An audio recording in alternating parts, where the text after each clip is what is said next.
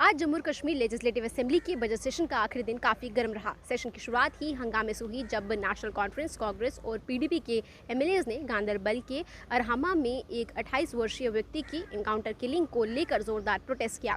MLAs ने इस encounter पर सवाल उठाते हुए इम्पार्शियल इंक्वायरी की डिमांड की। स्पीकर अब्दुल रहीम राठर ने हाउस को बताया कि लेफ्टिनेंट गवर्नर ने इस मामले में already time bound magisterial inquiry order कर दी है।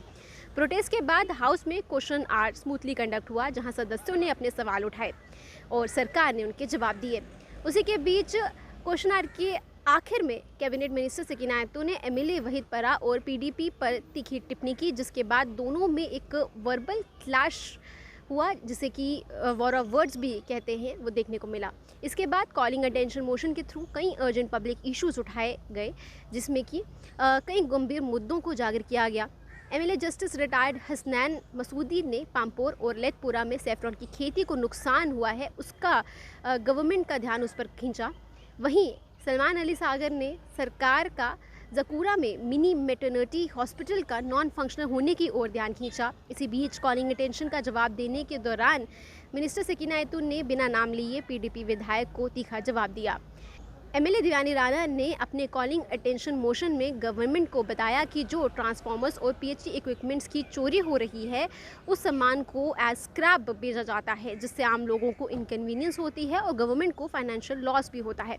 एमएलए शेख खुर्शीद ने हंडवारा में पानी की कमी और सोपोर में वाटर लॉगिंग और ड्रेनेज क्राइसिस के बारे में सरकार का ध्यान आकर्षित किया। आज का मेन फोकस रहा bills for concentration and passing. Chief minister Omar Abdullah के बिहाफ पर मिनिस्टर जावेद अहमद दार ने डीक्रिमिनलाइजेशन और ईज़ ऑफ डूइंग बिजनेस से जुड़ा एक इम्पॉर्टेंट बिल मूव किया। कुछ एमएलए द्वारा इस पर अमेंडमेंट दी गई, लेकिन सभी विड्रॉ कर ली गई और उसके बाद डीक्रिमिनलाइजेशन और ईज़ ऑफ डूइंग बिजनेस से जुड़ा बिल पास हो गया। साथ ही मिनिस्टर सकीना आयतू ने प्राइवेट यूनिवर्सिटीज़ बिल भी हाउस में रखा। इस पर भी कई अमेंडमेंट्स दी गई, लेकिन सभी मेंबर्स ने अमेंडमेंट्स विड्रॉ कर ली, सिवाय एमएलए बलवंत सिंह मनकोटिया के, जिन्होंने अपनी अमेंडमेंट प्रेस की, जिसमें उन्होंने कहा कि प्राइवेट यूनिवर्सिटीज़ में कम से कम 75% teachers, teaching faculty Jammu Kashmir union territory के डोमिसाइल्स होने चाहिए।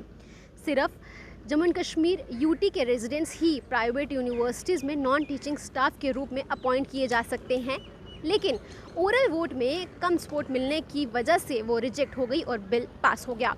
और आखिर में एक शॉर्ट ड्यूरेशन डिस्कशन भी हुआ, जहां हाउस के प्रिविलेजेस और डिग्निटी पर चर्चा हुई, जिसे एमएलए पवन कुमार गुप्ता ने इनिशिएट किया, जिसमें कुछ एमएलएज ने इस पर बात की, जिसके बाद डिप्टी सीएम ने सरकार की तरफ से जवाब देते हुए कहा कि सरकार इस पर काम कर रही है और अगर कोई इंसिडेंट ऐसा सामने आता है तो उससे सख्ती से कार्रवाई उसके ऊपर की जाएगी। जिसके बाद खुद जम्मू और कश्मीर लेजिस्लेटिव असेंबली के स्पीकर अब्दुल रहीम राठर ने सरकार को 2 महीने का समय दिया इस प्रॉब्लम को अंडू करने के लिए। इसके बाद ओवरऑल असेंबली प्रोसीडिंग्स पर कुछ एमएलएज ने बात की और स्पीकर, असेंबली सेक्रेटेरिएट, सिक्योरिटी और मीडिया प्रोफेशनल्स के कामों को अप्रिशिएट किया गया। और आज Jammu Kashmir legislative assembly speaker Abdul Rahim Rather ने बजट सेशन को साइनेडाई कर दिया, यानी कि ये बजट सेशन महत्वपूर्ण मुद्दों के साथ समाप्त हो गया। इस तरह की और अपडेट्स जानने के लिए देखते रहिए जेके न्यूज़ टुडे। वीडियो जर्नलिस्ट विकास के साथ मैं हिमानी कंधारी।